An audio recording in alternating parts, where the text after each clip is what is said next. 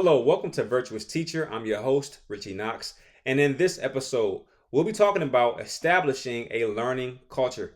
All right, now before we get started, please check out the descriptions area for ways to connect and support me in my initiative. Let's jump in. All right, the very first thing is anticipating the terrible 10. For those people who don't know what the terrible 10 is, it's the first 10 minutes of every class. All right, within the first 10 minutes of every class, chaos is prepared to ensue. Your students are just walking in. You might have the bell ringing, the intercom going off, the phone might be ringing, the class phone might be ringing. You got some kids walking in late. The first 10 minutes is usually chaotic. Oftentimes, this is due to them coming from another class, being able to, walk the hallways, meet with friends, and now they're sprinting inside your classroom. All this stuff happens in the first 10 minutes, and you have to be ready. You have to anticipate it. There are ways to avert this situation, obviously having systems in place, like when you come to class, you sit here, you get this going, you take out this, pencil and paper, the bell work. Having systems in place does avert a lot of that terribleness in the first 10 minutes, but it doesn't get rid of everything, right?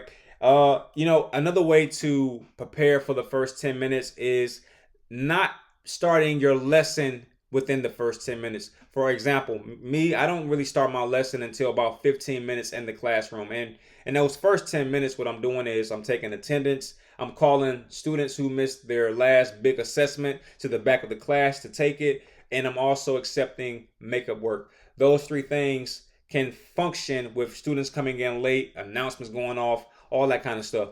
And then once that time period settles, that first 10 minutes settles, we're ready for a very coordinated lesson plan and, complete silence, compliance type of mindset from the students and both myself. All right. So I would say those are a few things to utilize to avert that terrible 10 minutes to start the class. All right. And I guess another thing I'll throw in there is doing it this way. I should say starting your main lesson, your main course after the appetizer, after about 15 minutes. It allows you to address behavioral issues. A lot of times students will come in off the chain, cursing, all this stuff. Well, perfect. I'm not starting anything for about 10 to 15 minutes anyway. Perfect time for me to invite you to the classroom phone to call your parents and have your parents redirect you before we start the class. All right, amazing strategy. The next thing is classical music. Classical music is perfect for establishing a learning culture or a learning environment because the music is beautiful, it's sultry, it stimulates the mind. That is a scientific fact. Classical music stimulates the brain. It has no lyrics, and it often drowns out those terrible conversations that are distracting. Just as everything is kind of starting to groove, you know how students are within maybe 8 minutes of just perfect work time. They'll get restless, and now all of a sudden they're having conversations about Fortnite or something weird like that. And boom, you play that classical music via Pandora, via YouTube, or where you can get it from, or some kind of playlist, and it drowns out those distracting conversations and it engages everyone. I have not found someone who does not like to work with music playing. It's very calming, and it definitely contributes to a learning environment. All right, anyway, keeping it moving. The next thing is return work or give feedback. This strategy is seldomly used, but it's very effective. When you start to notice that your students are getting off track, or even if you just want to completely establish a learning culture, feedback is one of the best ways to do so. All right, feedback lets the student know what they're doing wrong.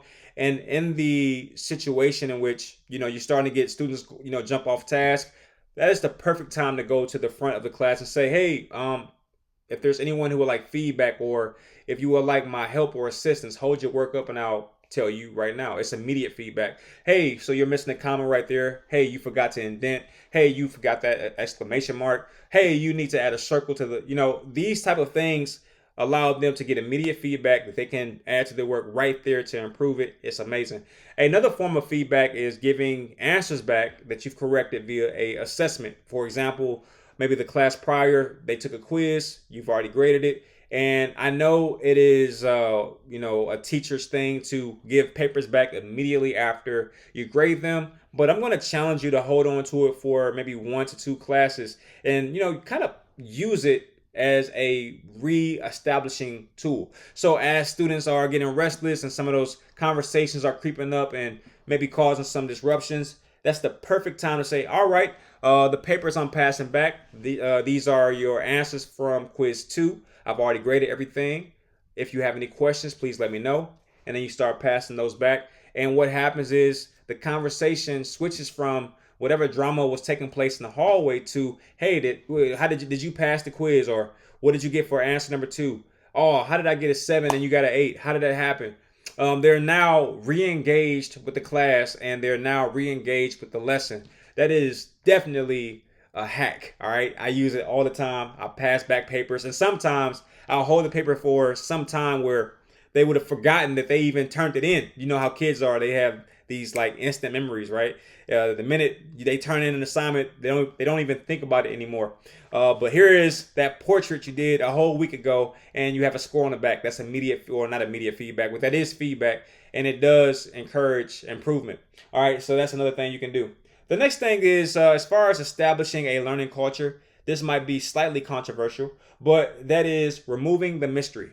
All right, I'm gonna ask you a question. Here it is. Can you please name the primary colors? What are they? What are the primary colors? All right, so if you're a student in my class and you don't know the primary colors, a few things happen. You get a little nervous because you don't know the answer. And because you don't know the answer, your anxiety skyrockets because you're afraid that I might call on you and you might not know the answer. And if you don't know the answer in front of your peers, you can feel embarrassed. All right, but how do you remove the anxiety? Well, by revealing or removing the mystery. For example, can you please name the primary colors? Ooh, I don't know the primary colors. Oh, okay. Well, the primary colors are red, yellow, and blue. All right, did you feel that weight get lifted off your chest? A lot of students are terrified in these classes because they know that they don't really know a lot, right? And we've all been there. We've been in the class. We've heard the teacher just rattling off all these things and questions. You're like, I just hope that this teacher does not call me. Well, you can ease a lot of that anxiety by just revealing the answers. Okay, hey, the primary colors are red, yellow, and blue. All right, and in most cases, they'll write down the answer. Or they'll just remember it because you know what? That's pretty easy. Red, yellow, and blue. I can remember that. And you ask maybe 1 minute later, excuse me, just to ensure you were paying attention. Can you name the primary colors? And for all intents and purposes, that student might not have recalled it or retained that information. But by that point, you got like 4 or 5 hands raised up like, oh, I remember, I know it. And these are hands from students who didn't know it before you revealed the mystery or the answer or, remove the mystery. Okay, now you might be asking yourself, how do I maintain the rigor if I'm giving out the answers in this method? Well, it's very simple. You just, provide an assessment or take that same question and apply it to an assessment maybe a week later. So a week later, comes and, here we go, scholars, take out pencil and paper. I would like you for your quiz today to list the primary colors. That is how you remove the mystery, provide the answer, but still maintain the rigor by applying it or that particular question to an assessment. You're still required to know this information. I'm just going to give you the answer now to remove the mystery. Okay, when you're trying to learn something, whether it be in a classroom space, I'm talking about you, whether it be in a classroom space or whether it be how to put a bike together or how to put a dresser together, how do you like the answer to how to do so provided to you? Do you like to look under rocks and read dictionary books and pull up 14 different sources to find the answer? Or do you just want the answer given to you by way of an instructor, a YouTube video, or a manual? I'm going to go with the more common answer, I'm sure. You just like the answer given to you. But you don't want there to be a mystery as to why something needs to be done or how you do something. And I know that because Google is so popular. You know how many questions Google gets per day? Right? Now imagine if you type in your question into Google and they make you go through all these different sequences in order to find the answer. No. You know what Google does? They remove the mystery and they give you the answer. And that's how people learn. Okay, so remove the mystery. It definitely removes the anxiety within the classroom space.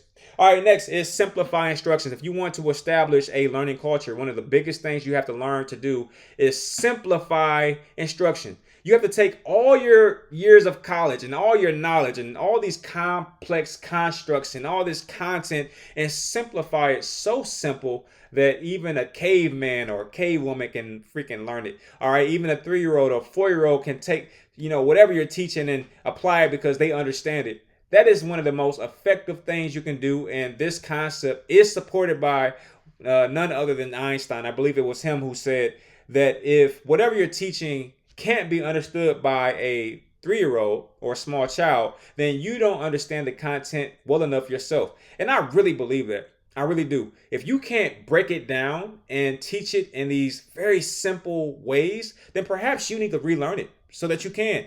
All right, I really believe that. And of course, simplified instruction certainly removes anxiety.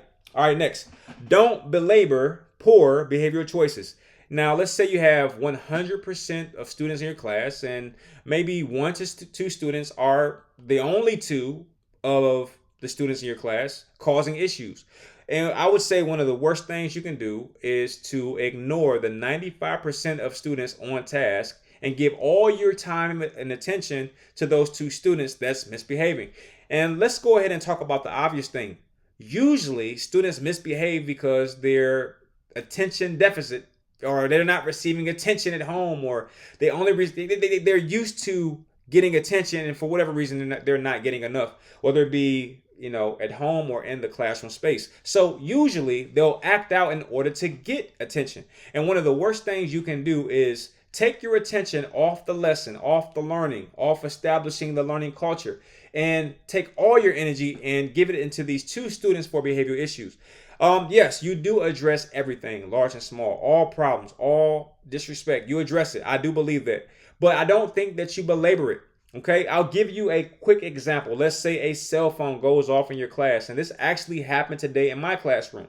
I already have a procedure for this entire process. I give a warning. I say, please, everyone, or whoever's phone that is, please put it on silent. And that usually handles the situation about 90% of the time, okay? So notice that I'm not going to belabor the situation or the cell phone. I certainly don't police cell phones. I don't have time to do that. But as far as cell phones are concerned in my classroom space, I tell my students, your cell phones must be on silent. If you want to take them out and use them as resources, so be it. But I know if your cell phone is a problem or if it is a resource based on if I can hear it. If I can hear it, it's not a resource. It's a problem within the space. So this is how it would probably play out. Some student, looking to get some attention might play a lyric from a song. That happened today, by the way. I'll say this. I said this. Whoever's cell phone it is, please put it on silent. Thank you. 3 seconds. That's it. I'm not going to spend too much time on the cell phone. I'm moving on. The end. All right. So don't belabor bad behavioral choices. Get back to that 95% that's ready to learn, because the last thing you want to do is turn your classroom into a theater. All right. Where you're going back and forth with a troublemaking student who has bad intentions. You don't want that problem. You want to address the situation and get back to learning. The next thing is be fearless. All right. Be prepared and willing to destroy your learning culture if you have to. Let me explain. Now, if you're having issues in your classroom, or you have a student that is just, very, very focused on disrupting your classroom space, you have only 2 choices. Either allow that student to destroy your learning culture, or be prepared to do it yourself. At least if you do it yourself, the instructions are how to bring it back together. So therefore, if you destroy it, you know how to get it back on pace. Okay, so be willing to destroy your class yourself. Now, I gave you a story that happened today about a cell phone. And little that I didn't tell you this, but it's way more elaborate. Way more happens. So let me give you the actual story. The cell phone goes off. I address it very quickly. And I'm thinking that's it. All right. Because again, 90% of the time, just me asking the students to put their cell phone on silent, and not even asking the student who does it, but just in general, I need all scholars to put your cell phones on silent. That usually handles the situation. But in this case, we were dealing with someone who was really determined. So within 5 seconds, the music comes back on. And I'm noticing that it is, pretty disruptive lyrics and things like that. So at that point, I can imagine that the student who did that was expecting another verbal warning. But I had already made up in my mind that I am prepared to destroy my classroom culture for this issue, because this issue is already starting the process of destroying my classroom culture. So I get up, I go to the area where I hear the music, and there's only two young ladies in that particular vicinity. And I say, whose cell phone keeps going off? They don't say anything at all, right? But then I have one student point to a sheet of paper that's not a part of the two students, by the way. And I lift the paper up, and there's the cell phone. I said, ladies, whose cell phone is this? All right. And they look at each other and they don't say anything at all. Okay, fine. I take the cell phone, I put it in my pocket. I said, whoever's cell phone this is, you need to retrieve it from me. And when you do come and get your cell phone from me, I will be calling your parents to let them know how you're using your cell phone in the classroom space. All right. And when I sit down, the funniest thing happens. They're going back and forth like, he was going to say that, or you took the cell phone, and why did you push the button? And then you have another person chiming in saying, you might as well just go ahead and tell them. You're going to get in trouble anyway. You might as well just go ahead and face the music. It's just crazy, right? So I'm sitting there quietly as if I'm re-engaged with my work, but I'm watching this entire theater or play out. And I eventually figure out everything I need to figure out. So I called the two young ladies to my desk. I said, young lady, is this your cell phone? Yes. I said, are you the one that's playing the music? Now, I already know the answer, but I just want to, give them the opportunity to, say what they have to say. She says, no, it wasn't me. It was her. I said, okay, no problem. Both of you, call your parents. All right. So at this point, I'm prepared to destroy the lesson. I'm prepared to destroy the classroom culture. Why? Because I have to make a very strong stand, a very strong point that I will not tolerate disrespect to the learning culture. And though this situation did last between maybe 5 to 15 minutes, I can guarantee you this, it will never happen again. And I'll tell you why. Because for the young lady who owned the cell phone, I called her parents to tell her, your child is allowing other people to use her cell phone to play inappropriate music. Now, I know the game, and I know this parent's going to be highly upset that this very expensive device that she purchased her child for safety reasons is being used inappropriately and also in the hands of another person. Checkmate. And then I called the other young lady's parents. I said, your daughter is using someone else's cell phone to play inappropriate lyrics that are disruptive to the environment. And this creates an issue there, because now it's like, wait a minute, my child is, what did they get a cell phone from? Or why are they listening to that in the classroom? And I was very explicit. I didn't use the direct terminology, but I gave the parent a good idea of what the lyrics were. And I did so in a way that was still respectful to the environment. Right. So, but it was direct and very clear as to what the lyrics were talking about. But I just didn't use the exact verbiage. OK, so the point is, both students are now looking at each other. She's mad because she's going to get in trouble about allowing someone to use her cell phone. The other one's mad because she told me that she was the one who pushed the button that played the music. And there you have it. The classroom culture is pretty much over. Or is it? Because those two young ladies go back to their seat. They're extremely quiet now because, they just had their parents call in the middle of everyone. And now the class is back rolling. And guess what? Moving forward, I'll never have a cell phone go off in that class again, because they already understand what the consequences are. Okay? That's how it works. And yes, sometimes you will have to sacrifice maybe 5 to 10, 15 minutes in your classroom to establish long-term comfort. It just happens. It just is what it is. But you have to be fearless. You have to be willing to stop everything. Everything must cease for the learning environment, for the learning culture. Even if it has to happen, for 10 minutes at a time, 15 minutes at a time. It won't be that way every time. Trust me when I say that. I've done this several times. All right, the next thing I would like you to do, if you would like to establish a culture for learning, is to be busy yourself. Well, one of the best things you can do to establish and maintain a positive culture within your classroom is to be busy. All right, here's some examples of what I mean by being busy. You can be busy providing feedback to other students. You can be busy grading papers or assessments, or you can be busy doing your own projects. If you're still a student in maybe graduate school, you can, be doing your own homework after you've already established what the lesson is and you've already, provided feedback and helped everyone with their questions, and you just have some downtime. Start doing something academic, because that will translate into your scholars, right? I would say anytime you're writing, with your hand, pen, paper, writing, or typing, you look extremely busy. And when you look busy, it is very, very inspiring to your students. I would absolutely recommend this. All right. Students work when you're working. That's how I like to put it. The next thing is be ready. Have the class perfectly charted out by using notes and a setup in which you already know how everything is aligned and how every part of your classroom is structured. For example, my classroom runs like this. We do attendance. I give opportunities to turn in makeup work. I call students who were absent the prior class to the back of the class to take the quiz that they missed. I provide the homework assignment for the week. Then we move into the lesson. Then I provide work time, and then we clean up. That is how my class is structured every day, give or take a few things based on what happened in the prior class. And no matter what happens, if a cell phone goes off, if this happens, if that happens, I'm able to get right back on track because I am extremely consistent in the way that my classroom runs. So, a kid can come in late. It doesn't matter. I'll mark them tardy and get right back to explaining what the homework assignment is for the following class because I do it every class. It's become muscle memory at this point. All right. So you have to be prepared. Be ready.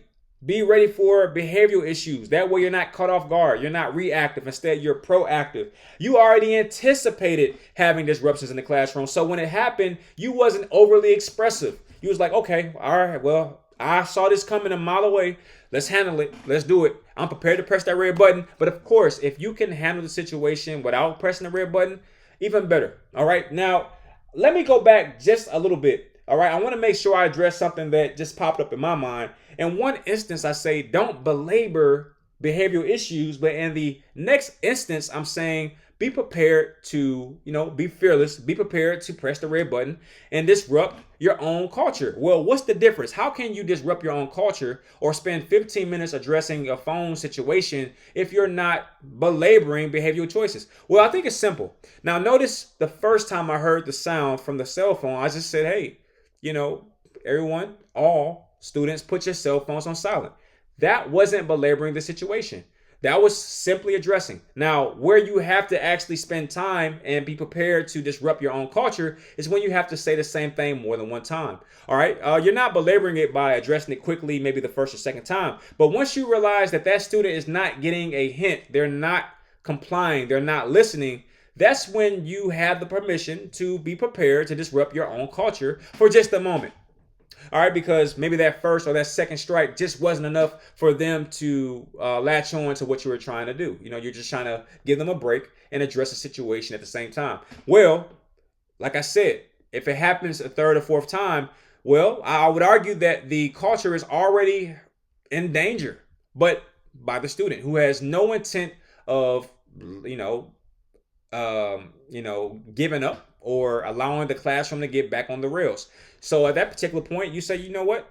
Fine, let's do it. And you shut things down and get it back on track. Do what you have to do. Whatever you do, make sure that that student gets the consequence that they're so badly desiring. All right. For me, it was kind of funny when I called the parents. I'm like, wait, so y'all wanted this?